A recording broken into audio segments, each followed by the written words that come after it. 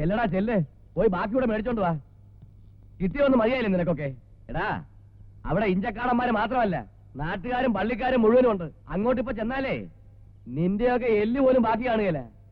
എന്താടാ, പോകുന്നില്ലേ? ചെല്ലടാ. എടാ, കരുത്തുകൊണ്ട് ജയിക്കാൻ പറ്റാത്തടത്ത് ജയിക്കാൻ മറ്റൊന്നുണ്ട്, ബുദ്ധി. അതാ നിനക്കൊക്കെ ഇല്ലാതെ പോയത്.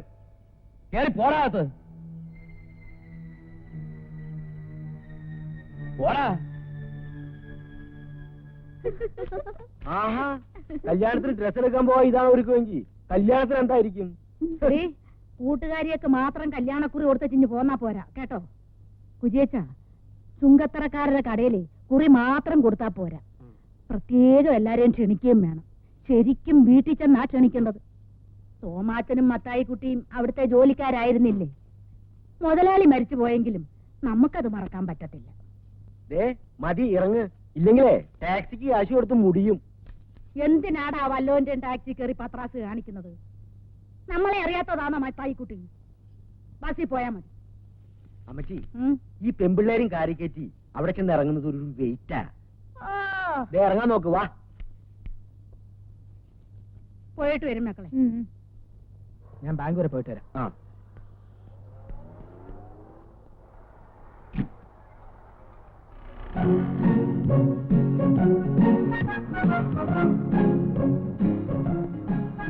ഇച്ചായന്റെ ആള് വന്നിട്ടുണ്ട്.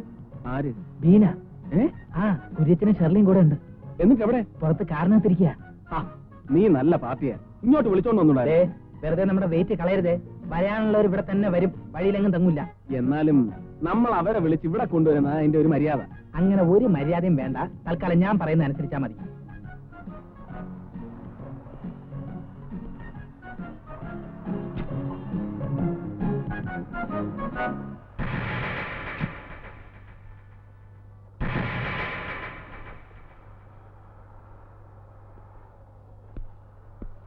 തങ്കച്ചന്റെ ഈ പ്രപ്പോസൽ അവിടെ എങ്ങനെ വന്നു?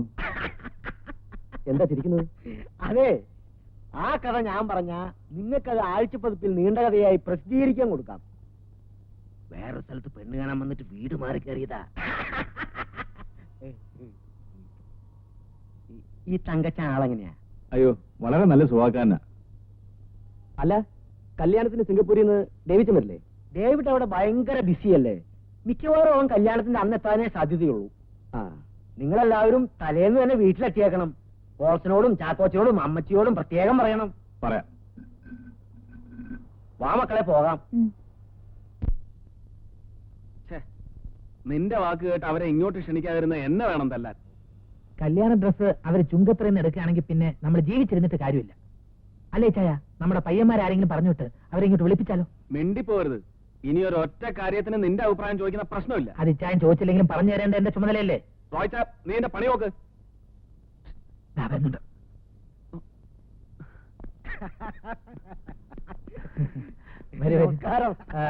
ചുങ്കത്രയിലോട്ട് കയറി പോകുന്നതാണല്ലോ. കല്യാണം ക്ഷണിക്കാൻ വേണ്ടി പോയതാ. ഞാൻ പറഞ്ഞില്ലേ ഇവർ ഇൻവിറ്റേഷൻ ലെറ്റർ കൊടുക്കാൻ വേണ്ടി പോയതായിരിക്കും. കല്യാണ ഡ്രസ് അവിടുന്ന് എടുക്കുമെന്നായിരുന്നു ഇച്ചായന്റെ ടെൻഷൻ. ഒരു വാക്ക് പറഞ്ഞാ പാലിക്കുന്നവരാ തെക്കും തലക്കാര്. ഇവിടുന്ന് എടുക്കൂന്ന് പറഞ്ഞാ ഇവിടുന്ന് എടുക്കൂ. വരൂ, നമുക്ക് ഡ്രസ് സെലക്ട് ചെയ്യാം. പുതിയ സ്റ്റോക്ക് എല്ലാം പുറത്തിറക്കാതെ വെച്ചിരിക്കുക. നിങ്ങൾ എടുത്ത ശേഷം ബാക്കിയുള്ളത് ഡിസ്പ്ലേ ചെയ്താൽ മതി എന്നാ ഇച്ചായം പറയണേ. അല്ല, അത് പിന്നെ വാചകം ഇത്തിരി കൂടുതലാ. സ്വല്പം. അങ്ങനെയുള്ളവരെ എനിക്കും ഇഷ്ടം. അങ്ങനെയാണെങ്കിൽ നിങ്ങൾ രണ്ടാളും സംസാരിച്ചേക്ക്. നിങ്ങൾ വാ, ഞാൻ കൂടെ വരാം. നീ ഇവിടെ നിൽക്കേ. വാ. അവിടെ നിൽക്കാൻ പോയിട്ട് വരാം. എവിടേക്കാ പോണേ? നമുക്കിവിടെ വല്ലതും സംസാരിച്ചോണ്ട് നിൽക്കാന്നേ. എനിക്ക് ഈ കട കാണുമ്പോ 49 വെള്ളപ്പൊക്ക ഓർമ്മ വരുന്നേ. ഇതെങ്ങനെയുണ്ട്? കൊള്ളാല്ലേ?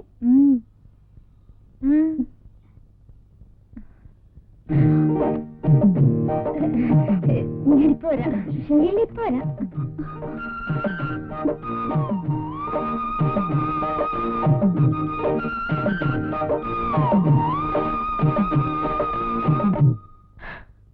അവസാനം അങ്ങനെ കാഞ്ഞിരപ്പള്ളിക്കാര് കുറെ തിരുമുലുകാര് വന്നു. കുടിക്കാൻ എന്തെങ്കിലും പറയട്ടെ? ഇപ്പൊ ഒന്നും വേണ്ട. എന്താ പറഞ്ഞേ? കുടിക്കാൻ എന്തെങ്കിലും പറയട്ടെ? അല്ല, ഞാനെന്താ പറഞ്ഞേ? കാഞ്ഞിരപ്പള്ളിക്കാര് കുറെ തിരുമുലുകാര് അവിടെ വന്ന് കയറി. ഞാനവരെ ഒതുക്കി.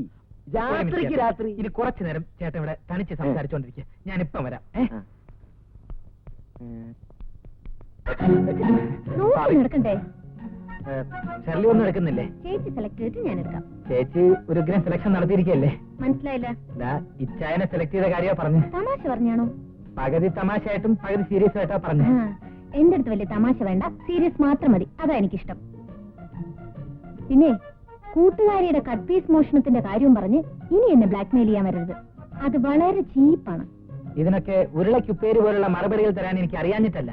പക്ഷെ വേണ്ട, അത് തന്നോടുള്ള സോഫ്റ്റ് കോർണർ അല്ല, തന്റെ ചേച്ചിയോടുള്ള കൺസിഡറേഷനാണ്. അങ്ങനെയുള്ള ഒരു കൺസിഡറേഷനും ആവശ്യമില്ല കേട്ടോ. എന്താണോ ഷെർലിയുടെ ഓരോരോ തമാശകളെ സമയം പോകുന്ന അറിയത്തില്ല. ഈ ഫലിത ബന്ധുക്കളിലെ സ്ഥിരമായിട്ട് ഒരു ഷെർലിയുടെ പേര് കാണാറുണ്ടല്ലോ. ആ ഷെർലിയാണോ ഈ ഷെർലി? അല്ല അല്ല, അത് ബുദ്ധിയുള്ള ആരെങ്കിലും ആയിരിക്കും. കല്യാണ നിശ്ചയവും മനസ്സമ്മതവും കഴിഞ്ഞിട്ട് പിന്നെ കെട്ടു നടക്കാതിരുന്ന ഇഞ്ചക്കാടൻ ജീവിച്ചിരുന്നിട്ട് എന്നാ കാര്യം? അതും പെണ്ണ് വീട്ടുകാര് വേണ്ടെന്ന് വെച്ചാ. തോമാച്ചന്റെ മകളെ തന്നെ മരുമകളാക്കാൻ ഇഞ്ചക്കാടൻ തീരുമാനിച്ചതാകടാ നമ്മുടെ വിജയം. അങ്കിൾ എന്തായി പറയുന്നേ? ഈ കല്യാണം നടന്നാൽ അത് നമുക്ക് കിട്ടുന്ന ഏറ്റവും വലിയൊരു അടിയായിരിക്കും. കല്യാണം നടന്നെങ്കിലല്ലയോ? നിങ്ങൾ നോക്കിക്കോ, കല്യാണ ദിവസം പള്ളിയിൽ എന്നാ നടക്കുമെന്ന്. എന്നാ കാര്യം തെളിച്ചു പറയാങ്ങളെ? പെണ്ണിന്റെ കാര്യങ്ങളൊക്കെ നോക്കുന്നതേ സിംഗപ്പൂരിലുള്ള അവളുടെ കൊച്ചച്ഛനാ. അയാൾ എന്റെ ഏറ്റവും അടുത്ത സുഹൃത്താ. കല്യാണത്തിന്റെ അന്ന് മോർണിംഗ് ഫ്ലൈറ്റിൽ അയാളെത്തും. നമുക്കേ അയാളെ ഒന്ന് പിക്കപ്പ് ചെയ്യാൻ പോണം. അയാളെത്തി നമുക്കെന്താ ഗുണം? കാണാൻ പോകുന്ന പൂരം എന്തിനാ മക്കളെ പറഞ്ഞറിയിക്കുന്നേ?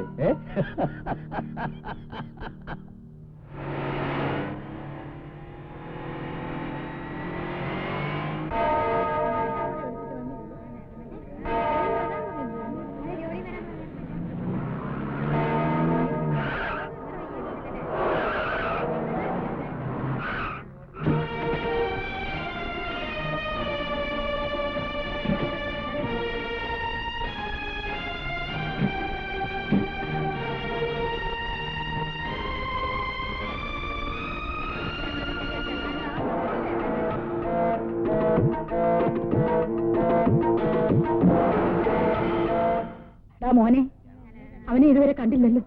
എന്റെ അമ്മച്ചി കല്യാണത്തിന് മുമ്പ് ദൈവച്ചിനെങ്കിൽ എത്തും. അമ്മച്ചി ഒന്ന് സമാധാനപ്പെടും. അവൻ വന്നില്ലെങ്കിൽ എനിക്ക് എങ്ങനെയാടാ ഒരു സമാധാനം? വിവാഹ ഉടമ്പടി ചെയ്യുവാൻ പോകുന്ന നിങ്ങൾ രണ്ടുപേരും വലതു കൈ ചേർത്ത് പിടിച്ചുകൊണ്ട് ദൈവത്തിന്റെയും തിരുസഭയുടെയും മുമ്പാകെ സമ്മതം പ്രകടമാക്കുക.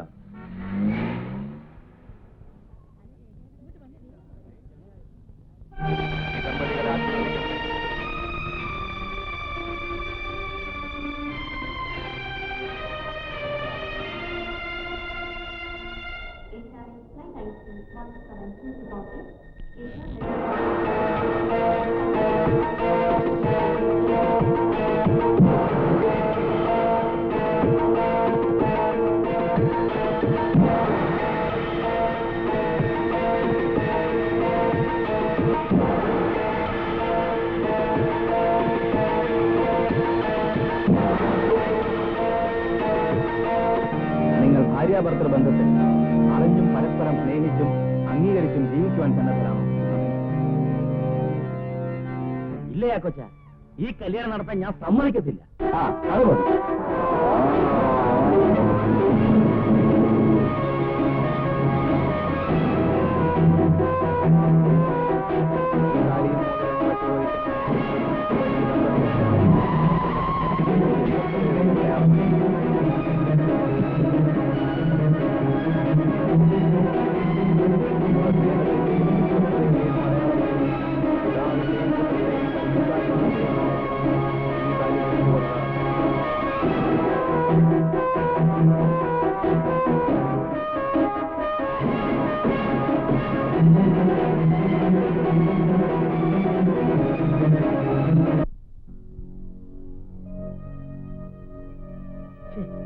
എന്തായിരുന്നാലും ഈ കല്യാണം നടക്കാൻ പാടില്ലായിരുന്നു. ഈ കല്യാണം നടക്കാൻ പാടില്ലായിരുന്നു എന്ന് പറയുന്നതല്ലാതെ നീ കാര്യം എന്താന്ന് പറയുന്നില്ലല്ലോ. ഓ, ഇനിയിപ്പൊ പറഞ്ഞിട്ടും വലിയ കാര്യമൊന്നുമില്ലല്ലോ. പെട്ടെന്നൊരു തീരുമാനമെടുക്കാനും മൂന്നും കൂടി ഒന്നിച്ച് വിളിച്ചോലി കല്യാണം നടത്താനും അവരെന്നെ എത്ര തിടുക്കം കാണിച്ചെന്നാണ് എനിക്ക് മനസ്സിലാകാത്തത്. കർത്താവിന്റെ അനുഗ്രഹം കൊണ്ടാ ആ പിള്ളേർ വീട് മാറി ഇവിടെ പെണ്ണ് കാണാൻ വന്നത്. പറഞ്ഞു വന്നപ്പം അറിവും പരിചയമുള്ള ആൾക്കാര്. മത്തായിയുടെ ഇന്നത്തെ സ്ഥിതിക്ക് ഇതിലും വലിയ എത്രയോ ആലോചന കിട്ടേണ്ടതാ. പെണ്ണിനെ ഇഷ്ടപ്പെട്ടതുകൊണ്ട് അവര് വേറൊന്നും ആവശ്യപ്പെട്ടില്ല. കല്യാണം ഉടനെ നടത്തണമെന്ന് പറഞ്ഞപ്പം ഞാനങ്ങ് സമ്മതിച്ചു. ഉടനെ തന്നെ നിന്നെ വിവരം അറിയിച്ചല്ലോ. പിന്നിപ്പൊ എന്തോ നടാ ഒരു കുഴപ്പം? അമ്മച്ചി, ഇഞ്ചക്കാടന്മാർക്ക് പണവും പ്രതാപവും ഉണ്ടെന്ന് കരുതി എല്ലാം തേഞ്ഞവന്മാരാണെന്ന് അമ്മച്ചി കരുതണ്ട. എടാ ഇഞ്ചക്കാട്ടുകാർക്ക് എന്നാടാ ഒരു കുഴപ്പം? നമ്മളെ പോലെ തന്നെ തറവാട്ടുകാരാവരും. അവന്മാർ തറവാട്ട് കുളത്തെ പറ്റിയൊന്നും അമ്മച്ചി ഇപ്പൊ പറയണ്ട. ഇങ്ങനെ കടന്ന് വളച്ചു കെട്ടാതെ നീ കാര്യം എന്താന്ന് പറ. ഒക്കെ പറയാം അമ്മച്ചി, പക്ഷെ അതിനു മുമ്പ് ഞാൻ അറിഞ്ഞിട്ടുള്ള കാര്യങ്ങളൊക്കെ സത്യമാണോ എന്ന് എനിക്കൊന്നറിയണം. എന്നാ കാര്യം? എല്ലാം പറയാം. അയ്യോ, അടുപ്പി പാല് വെച്ചിരുന്ന കാര്യം അങ്ങ് മറന്നു. അല്ല, എന്തിനാ ഇത്ര നേരത്തെ എഴുന്നേറ്റേ? കല്യാണം കഴിഞ്ഞാൽ എല്ലാരും വൈകി എഴുന്നേക്കൂ. ഇവിടുത്തെ ഏലിക്കൊച്ചമ്മ പോലും ഇപ്പോഴും എഴുന്നേക്കുന്ന 7 മണിക്കാ. എന്നതാ മോളെ ഇവള് പറയുന്നേ? ഇവള് പറയുന്നൊന്നും മോള് കാര്യമാക്കണ്ട. ഇവളെ വാപോയ വാക്കത്തിയാ.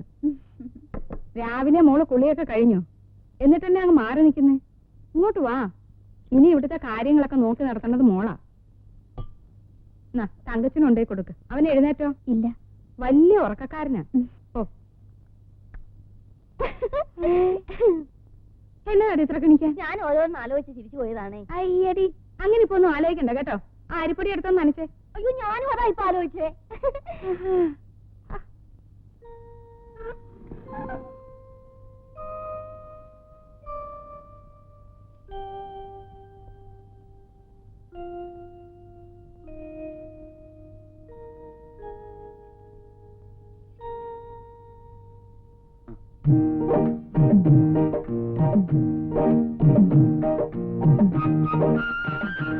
ഇതെപ്പോ എഴുന്നേറ്റ് പോയി? ഞാൻ അറിഞ്ഞില്ലല്ലോ. ഞാൻ എണീറ്റിട്ട് കുറെ നേരമായി. ഇച്ചായി നല്ല ഉറക്കായിരുന്നു. ഇരിക്കെ. ഞാൻ നിന്നോളാം. ഇരിക്കടോ. അയ്യേ, വാ പോലും കഴിയാതെ തന്നെ കാപ്പി കുടിക്കുന്നേ. ബെഡ് കോഫി കുടിക്കാൻ അങ്ങനെ വാ എഴുതേണ്ട ആവശ്യമൊന്നുമില്ല. താനാ ഡോറൊന്ന് ചാരിയേക്ക്. നമുക്ക് കുറച്ചു നേരം വെറുതെ ഇവിടെ ഇങ്ങനെ. എന്താ? അയ്യോ വേണ്ട, അപ്പുറത്ത് എല്ലാരും എഴുന്നേറ്റിട്ടുണ്ട്. ഇതിനൊക്കെ വേണ്ടിയിട്ടുള്ള ലൈസൻസ് അല്ലേ ഈ വിവാഹം എന്നൊക്കെ പറയുന്നത്? അവരെഴുന്നേറ്റാ നമുക്കെന്താ? നീയല്ലേ? അയ്യോ, ഞാൻ പോവാ. നീ വന്നേ. വീടന്നേ. ബീനെ, ഇവിടെ വാ.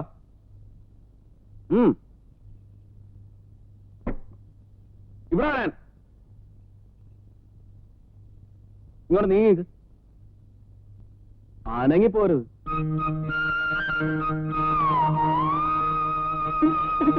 ഇനി ഇടയ്ക്കൊക്കെ ഫ്രീ ആകുമ്പോ ഇതുപോലെ ഇങ്ങോട്ട് വരണം.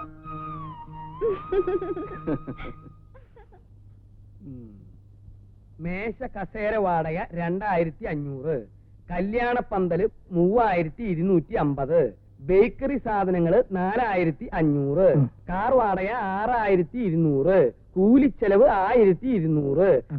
ആകെ നിനക്ക് ഞാൻ തന്നത് 20,000 രൂപ.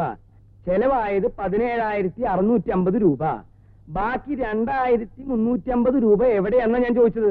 അതങ്ങാ നിന്റെ പോക്കറ്റിൽ ഉറങ്ങിക്കെടുക്കുന്നുണ്ടെങ്കിൽ അതങ്ങ് എടുത്തേ. അത് പിന്നെ അപ്പച്ച ഈ കസേര മേശ എഴുതിയോ? ഈ മേശ കസേര എന്ന് പറയുന്നതല്ലോ കസേര മേശ. ഇതിൽ തന്നെ ഒരുപാട് കള്ളക്കണക്കുകൾ എഴുതിയിട്ടുണ്ട്. അതെനിക്ക് അറിയാഞ്ഞിട്ടല്ല, അതുകൊണ്ടാ ഞാൻ ചോദിക്കുന്നത്. മോനെ, 2,350 രൂപ എവിടെ? 2,350. ആലോചിച്ചിട്ട് പറഞ്ഞാ മതി. കല്യാണം കഴിഞ്ഞിട്ട് ഒരാഴ്ചയായി. ഇന്നാണ് അവ കണക്ക് കൊണ്ടുവരുന്നത്. അപ്പച്ച, അപ്പച്ചൻ തന്നത് 20,000 രൂപയാണെന്ന് ഉറപ്പാണോ അതോ 17,000 രൂപയോ? ഒറ്റ അടി വെച്ചെന്നാണ്ടല്ലോ. ഞാനൊരു സത്യം പറയട്ടെ. എടാ, വല്ലപ്പോഴെങ്കിലും ഒരു സത്യം പറ, കേൾക്കാനുള്ള കൊതിയുണ്ടാ. അപ്പച്ച, ഇച്ചായന് കുറെ കൂട്ടുകാരല്ലേ? ആ കൂട്ടുകാർ പാർട്ടിക്ക് വരുമ്പോ അവരുടെ ചെലവിൽ മദ്യം വാങ്ങിച്ചുകൊണ്ട് വരാന്ന് പറഞ്ഞു. ഞാൻ പറഞ്ഞു, അങ്ങനെ അവരുടെ ചെലവിൽ മദ്യം വാങ്ങിച്ചുകൊണ്ട് വരികയാണെങ്കിൽ അതിന്റെ ക്ഷീണം ഇഞ്ചക്കാടൻ മത്തായിക്കാണെന്ന്. അതുകൊണ്ട് ഞാൻ കുറച്ച് മദ്യം വാങ്ങിച്ചു. അങ്ങനെയാണ് ഈ 2,350 രൂപ ചെലവായത്. എടാ, നീ പറഞ്ഞത് നേരാണോ? എന്താണ് അപ്പച്ച? നിന്റെ കൂട്ടുകാർക്ക് മദ്യം മേടിച്ചു കൊടുക്കണമെന്നും പറഞ്ഞ് എന്റെ കയ്യിൽ നിന്ന് 2,350 രൂപ മേടിച്ചു. അപ്പച്ചന്റെ കൂട്ടുകാർക്ക് മദ്യം വാങ്ങിച്ചു കൊടുക്കണമെന്നും പറഞ്ഞ് അവൻ എന്റെ അടുത്ത് 1,500 രൂപ വാങ്ങിച്ചല്ലോ. ഇവന്റെ തന്നെ കൂട്ടുകാരെ സൽക്കരിക്കാനാണെന്നും പറഞ്ഞ് എന്നോടും വാങ്ങിച്ചല്ലോ 2,000 രൂപ. അതെ, ഞാനൊരു കാര്യം പറയാം. കല്യാണം ജോറായിട്ട് നടത്തണമെങ്കിൽ കുറച്ച് കാശ് ചെലവാകും. അതിന് അപ്പച്ചനെ പോലെ വെറ്റില 7 രൂപ 15 പൈസ, അടയ്ക്ക് 6 രൂപ 3 പൈസ, ചുണ്ണാമ്പ് 10 രൂപ 10 പൈസ എന്നൊന്നും എഴുതി വെക്കാൻ പറ്റില്ല. ഇതിനെയാണ് ജനറേഷൻ ഗ്യാപ്പ് എന്ന് പറയുന്നത്. അയ്യടാ, ജനറേഷൻ ഗ്യാപ്പാ? കാശിന്റെ കണക്ക് ചോദിക്കുമ്പോ ജനറേഷൻ ഗ്യാപ്പ് എന്ന് പറയാ? മേലിൽ ജനറേഷൻ ഗ്യാപ്പ് എന്ന് പറഞ്ഞിട്ടുണ്ടെങ്കിൽ അടിച്ച് നിന്റെ മോന്തര എനിക്ക് വരണം. എന്റെ ദൈവമേ, തങ്കച്ച, ദേ ഈ കാശ് ചെലവാക്കണ കാര്യത്തില് അപ്പച്ചന് ഒരു ബുദ്ധിമുട്ടില്ല മോനെ. പക്ഷെ നോക്കിയും കണ്ടും ചെലവാക്കിയില്ലെങ്കിൽ ഞാൻ സമ്പാദിക്കുന്നതൊക്കെ വെറുതെ ആയി പോവില്ലേ? അപ്പച്ചന്റെ വികാരം എനിക്ക് ഒന്ന് പോടാ.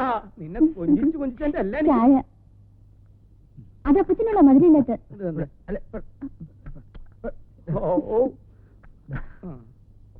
വേണ്ട അമ്മ ചോദിച്ചു. അമ്മ വേണ്ട, എന്റെ പൊന്നു മോനെ അമ്മച്ചി കുടിച്ചാ കുടിച്ചാ വേണ്ടടാ, മതി. അമ്മച്ചിക്ക് കുടിക്കാം, മോനല്ലേ, മതി. വേണ്ട. ആരെങ്കിലും ഒരാൾ കുടിക്കാൻ ഈ മോത്തേക്ക് കുടിക്കും ഞാൻ. നല്ല ഐശ്വര്യമുള്ള കുട്ടി ആര്? നമ്മുടെ മരുമോളെ. അവൾ ഈ വീട്ടിൽ വന്നത് തന്നെ നമ്മുടെ ഭാഗ്യവാ. ഞാൻ എഴുന്നേൽക്കുന്നതിന് മുമ്പ് വീടൊക്കെ അടിച്ചു വാരി കുളിയും കഴിഞ്ഞു. അടുക്കളയിലേക്ക് വന്ന് നോക്കിയേ, കാപ്പിയും പലഹാരവും ഒക്കെ റെഡി.